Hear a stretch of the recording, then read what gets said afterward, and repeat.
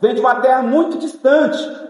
Quando nós saímos de lá, o nosso pão estava quentinho. E agora como é que ele está?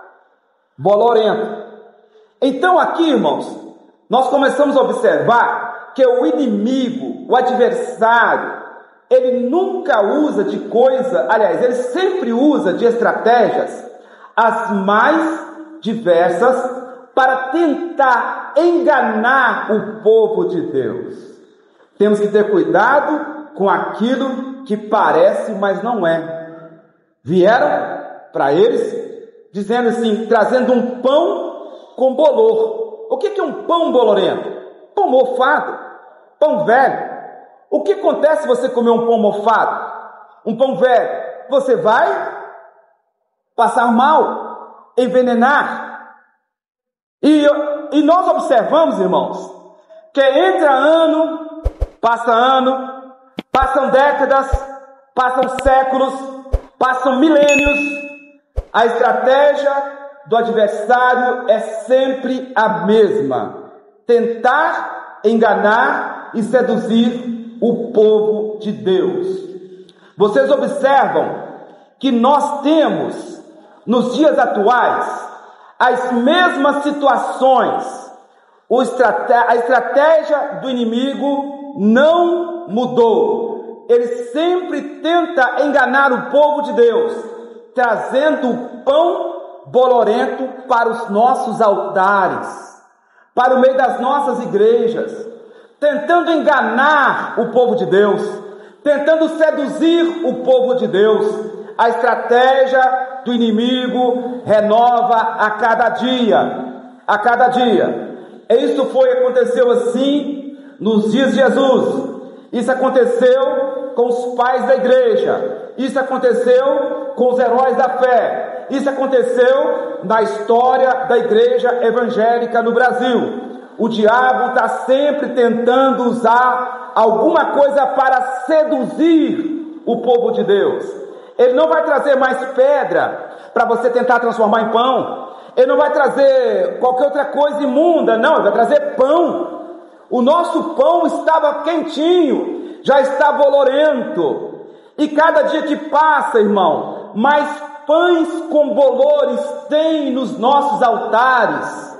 Eu nunca vi uma época de acontecer tantos escândalos, irmão Celinho, no meio evangélico, como tem acontecido ultimamente. É um por semana, ou mais. É mais do que um? É um por semana. Essa semana passada falava-se de um bolor tal, um pão podre para fora. Essa semana já tem um pãozinho mais novo, mas já cheio de bolor também. Tá certo? Semana atrasada tinha outro. O mês passado era outro. O mês anterior era outro. Toda semana tem bolores no nosso meio. Eu fico pensando, irmãos, como que o diabo, ele é astuto. Ele quer seduzir as pessoas com pão velho, um evangelho roto, um evangelho mofado, um evangelho sutil, um evangelho sedutor, um evangelho que pode tudo, um evangelho cheio de remendos e apetrechos, um evangelho cheio de penduricalhos, um evangelho todo bordado, ou todo tapeado para tentar seduzir o povo de Deus. Irmãos, mas o apóstolo João já dizia há muitos anos atrás: filhinhos, guardai-vos dos ídolos. O tempo passou, os anos se passaram, mas a palavra de Deus continua sendo a mesma. Eu não me iludo com esses escândalos que vêm por aí.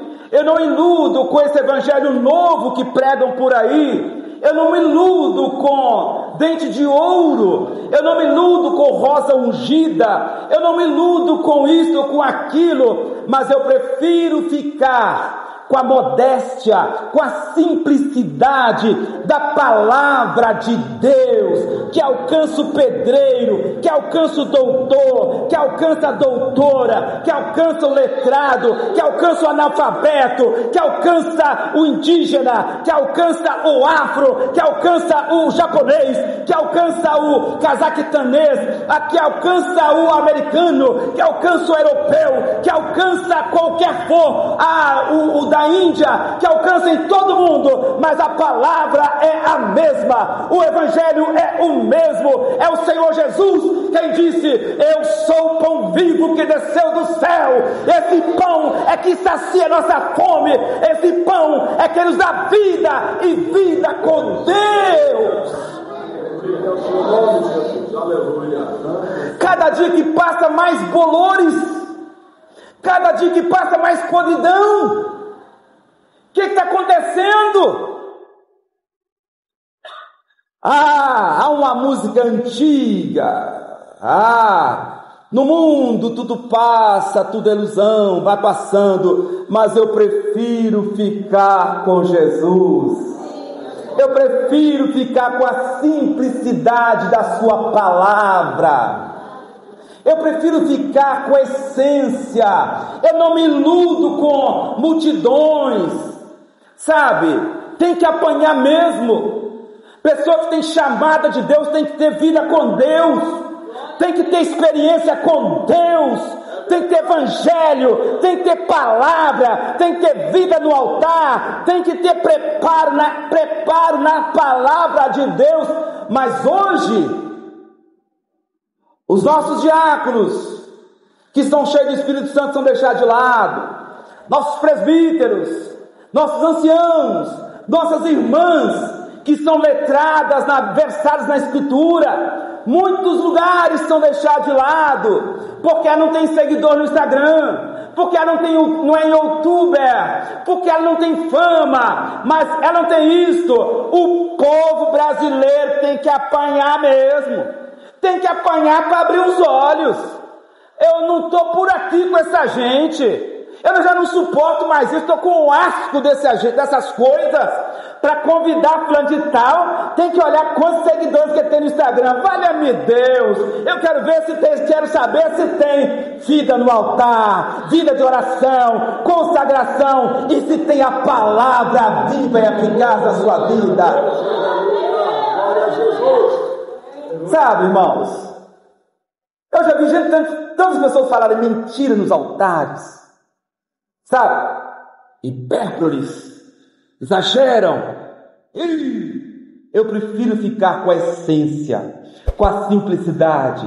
O diabo anda por aí ao derredor, tentando seduzir, e está fazendo um estrago, irmãos, está fazendo um arraso. Ontem eu ouvi na emissora mais conhecida do Brasil o nome da nossa igreja ser citada, porque ser metida em encrenca, não a nossa aqui, mas a nossa mesma placa, e todas as outras estão metidas em confusões para fora, porque quando a vaidade impera, quando o orgulho impera, o Espírito Santo vai se afastando. Mas eu sou daquela geração que eu não abro mão, eu faço questão, mesmo que ficamos só, mesmo que fica poucas pessoas, mas que a gente fica com a palavra, que a gente fica com a essência, que ficamos com a oração, que ficamos com a comunhão, e que ficamos guardados na palavra de Deus até a volta do nosso Senhor Jesus Cristo. Glória a Deus, aleluia, bendito é o seu nome, Jesus, aleluia, glória a Deus. Pão com bolor. Josué, quando nós saímos de lá, nosso pão estava quentinho, agora já está bolorento, já está velho. Outro item que eles fizeram, o nosso vinho, o nosso odre, quando saímos de lá, estava novinho, agora já está velho, roto, já está velho, já está roto, já está rasgando. O que é o odre? Você sabe o que é o odre? Odre é um recipiente que eu usava antigamente, costurado com couro de animais de pequeno porte, uma pequena cabra, ao animal assim e costuravam faziam aquela moringa, aquela botija, para transportar água, azeite, vinho e outros produtos. Só que o mais comum era colocar vinho. Eu tenho por mim que Jesus falou sobre odre, não falou? Alguém lembra? Não se deita vinho novo em odres velhos, mas antes se coloca vinhos novos em odres novos. Por que isso acontece? O vinho, quando ele é colocado naquele recipiente, ele entra num processo de expansão e ele começa a esticar. Aí quando começa a esticar, vem lá os proprietários daquele recipiente e tenta meter um remendo nele. Ele não aceita, ele não aceita a costura, vai rasgar de novo. Onde você costurou ali, vai abrir ainda mais a cisura, vai dar buraco. Irmãos, eu respeito qualquer outra interpretação, mas eu tenho por mim que o odre é o nosso coração, o nosso sentido espiritual, e que quando a nossa vida não está muito bem, não adianta você fazer remendo aqui, remendo de lá, coloca um remendo novo no odre velho e vai, na hora que começar o processo de fermentação, a expansão do vinho, ele vai estourar, vai perder todo o vinho. Falando nisso, tem muita gente que cantava, não canta mais, porque está perdendo o vinho, pregava, não prega mais, porque o vinho já derramou, evangelizava, já não evangeliza mais, orava, já não ora mais, porque o vinho caiu e ele não percebeu que a sua botija está vazia. Meu Deus. Não coloca remendo em odres novos ou velhos. Mas eu vou falar uma coisa para você. Sabe esse nosso coração aqui? Sabe? Deus não remenda coração, mas Ele transforma o coração de pedra em coração de carne. Tem uma música que nós cantamos assim: recebi um novo coração do Pai. Coração regenerado, coração transformado, um coração novo, que aguenta a pressão, que aguenta a alegria, que aguenta a emoção. É um coração cheio de Deus, um coração que tem Deus na vida. Não pode ser triste. Já cantávamos há muitos anos atrás: não pode ser triste um coração que ama Cristo. Não combina conosco, irmão. Esse coração que tem Cristo, o coração que tem Cristo é diferente. Ele anda falando de Jesus, ele não tem tempo para reclamar, ele não tem tempo para murmurar, ele não tem tempo para coisas vãs, mas ele tem tempo para transbordar a alegria de Deus no seu coração. Os nossos vestidos, quando nós saímos de lá, estavam novinhos em folha. Agora olha só para você ver, já está puída aqui, já está puída de lá, a camisa talvez estava, né, em primeiro lugar que história aqui. No mesmo versículo, Jesus disse assim: não coloca remendo de tecido novo sobre vestido velho. É colocar e ele vai estourar. Eu me lembro quando garotinho, né? Havia muitos, hoje não se vê mais, ninguém mais conserta roupa, né? Antigamente as pessoas remendavam roupa, aí colocavam um quadradinho de um lado do outro para ficar parecendo dois faroletes, né? Quem nunca viu isso por aí? Então, mas não podia colocar. Se colocar um tecido novo sobre um tecido frágil, o que vai acontecer? Na hora que esterçar um pouquinho, que pressionar um pouco, vai rasgar, vai puir, a rotura vai ficar ainda maior e vai ficar aparecendo as suas vergonhas, vai ficar complicado. Assim tem acontecido nos dias atuais. Quantas pessoas não têm tomado posição, pecam e botam um tapeazinho lá, um tapeiozinho de lá, um remendinho de cá, mas não tem mudança de vida. Vestido está dizendo de veste espiritual, vestido está dizendo de cobertura, vestes santas, vestes lavadas, vestes nova, roupa nova. O pai do filho pródigo ofereceu uma roupa nova para o seu filho, roupa nova. Deus não dá remendo, não dá trapo, não dá coisa velha para alguém. Ele tem vestes novas para oferecer para a sua igreja, e vestes alvejadas, vestes limpas, lavadas pelo precioso sangue de Cristo Jesus, o nosso Senhor. Eram 5 coisas. Aos nossos sapatos. Nossos sapatos estavam novinhos. Quando saímos de lá, era um Kildare, era um Cheyenne. Quando saímos de lá, era a marca tal, era um sândalo. Eu era doido com sapato sândalo, né? Vocês não sabem o que é isso não, vocês são mais novos, agora são mais experientes assim, né? Era um sapato lindo. Agora já está lá aquele negócio assim, nossas sandálias. Sabe, irmãos? Mas tem uma coisa que eles usaram para enganar. Os sapatos, as sandálias, fala da preparação do evangelho da paz. Lá na Epístola aos Efésios, o apóstolo Paulo fala sobre tomai sobre vós toda a armadura de Deus, e lá ele fala que nós precisamos estar calçados com a preparação do evangelho da paz. Daí eu vou falar para você, sabe por que tem muita gente doente?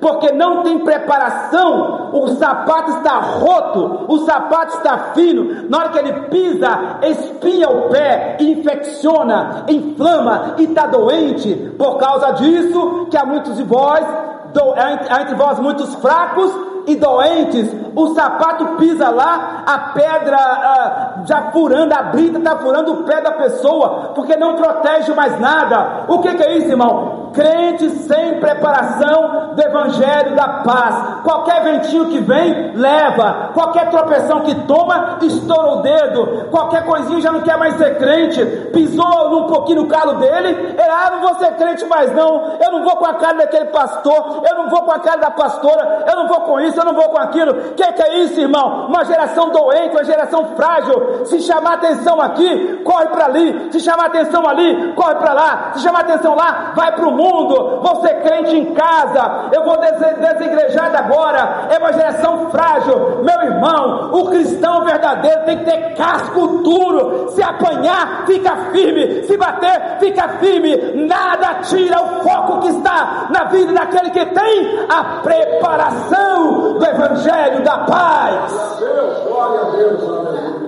Geração fragilizada. Ixi, 8h40. Irmãos, eu vou resumir, porque eu não gosto de passar do horário. Fizeram um pacto com Gideão. Está errado. Com Josué. Fizeram um pacto com Josué. E Josué fez.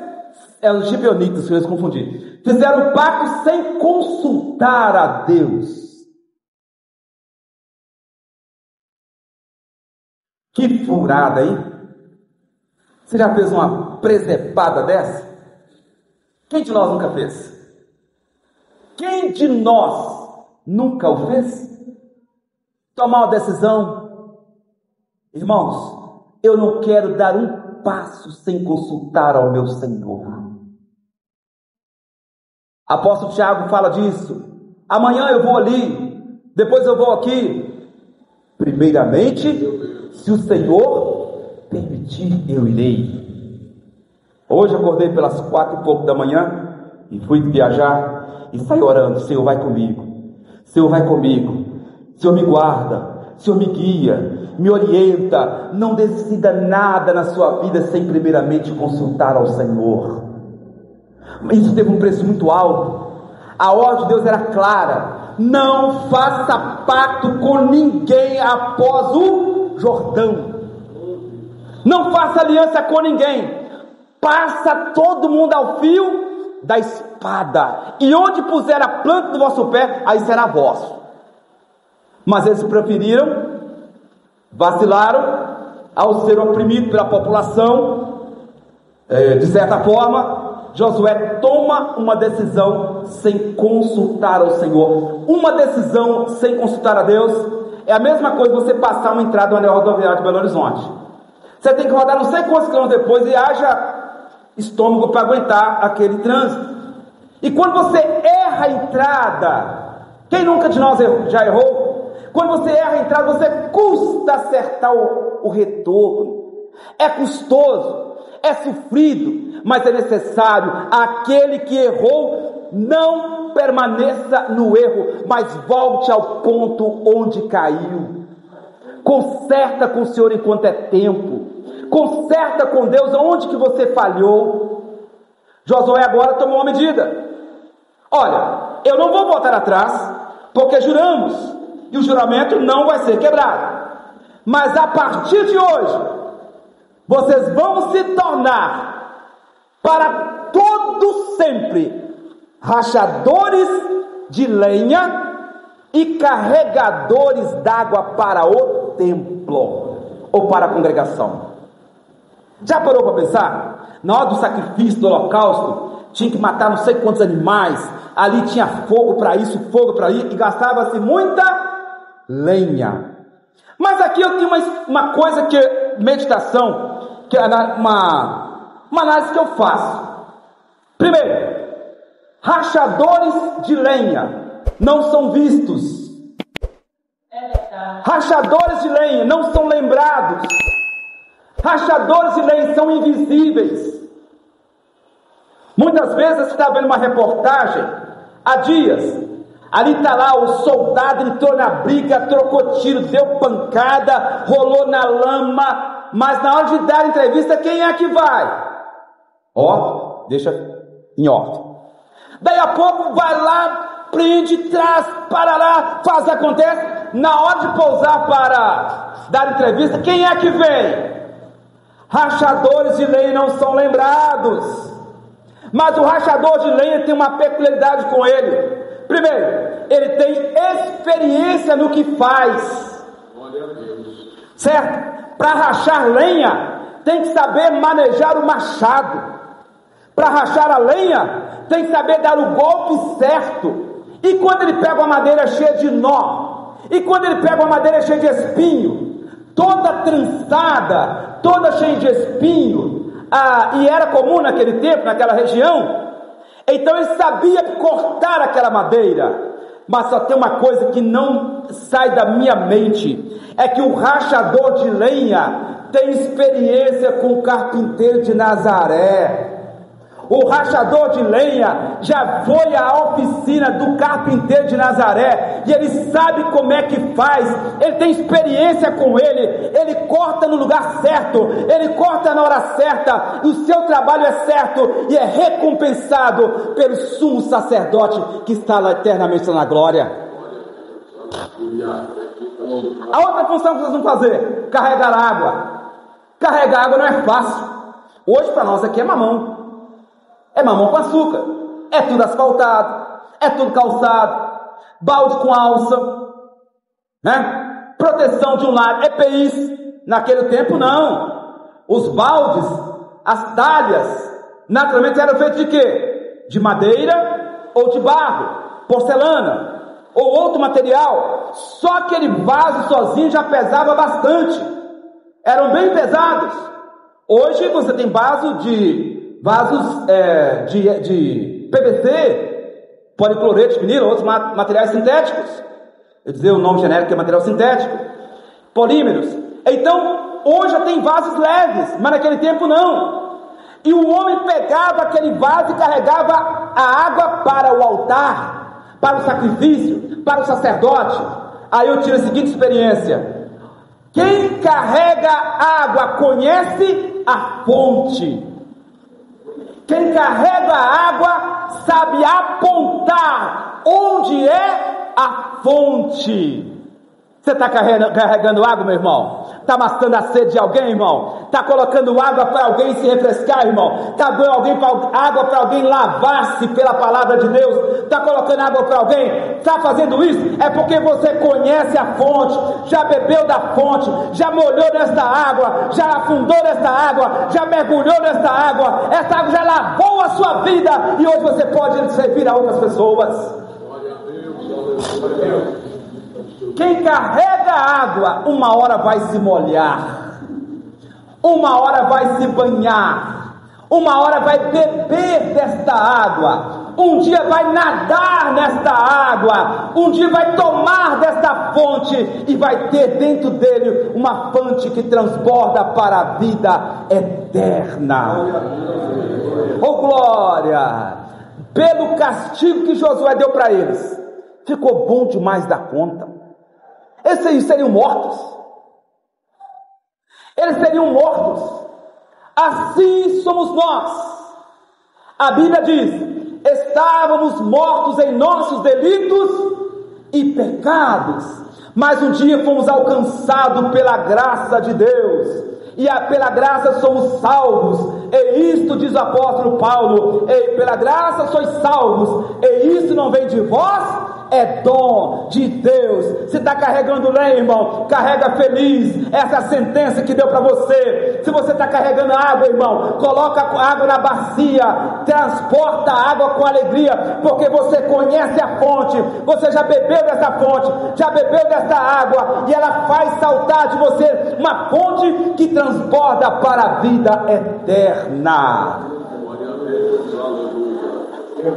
Aqui nesse texto que nós estamos lendo, ainda tem outras etapas. Aqueles reis saíram em guerra contra Josué. Isso foi uma batalha terrível. Ah, Josué, você firmou um pacto conosco, e a palavra não pode voltar atrás. Quando veio a batalha, eles sabiam aonde recorrer. Os gibeonitas foram aonde? Foram a Josué. Josué, socorre-nos. Os 5 reis, o rei de Jerusalém, Hebron, Eglon, Jamurte e Laquis, vieram contra nós. E agora, Josué, o que nós vamos fazer? Josué não pensou só 2 vezes. Atou-se, colocou sua bainha, chamou o povo e saiu para a peleja. E a Bíblia diz que mais morreram, e mandou Deus uma saraiva, uma chuva tremenda de pedras, e mais morreram pessoas pelas pedradas do que pela espada. Sabe o que é isso, irmão? Quando vocês voltam para o centro da vontade de Deus, a mão de Deus vai à sua frente, abrindo as porteiras para você.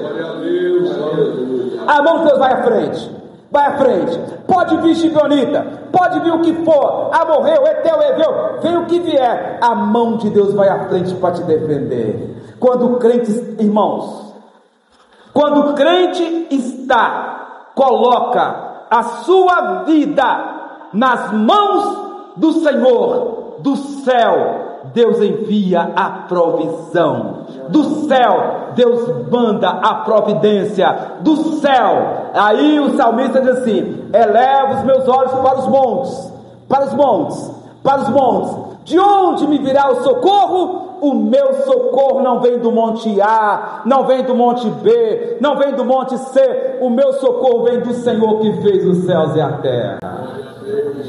Oh glória! E com essas palavras aqui eu encerro dizendo: faça pacto com Deus e não com os gibeonitas. Faça pacto com o Senhor, consulte o Senhor, que Ele te dará a decisão certa em todos os momentos da sua vida. Eu encerro aqui e agradeço aos irmãos e peço que orem, por favor, em nome de Jesus. Amém.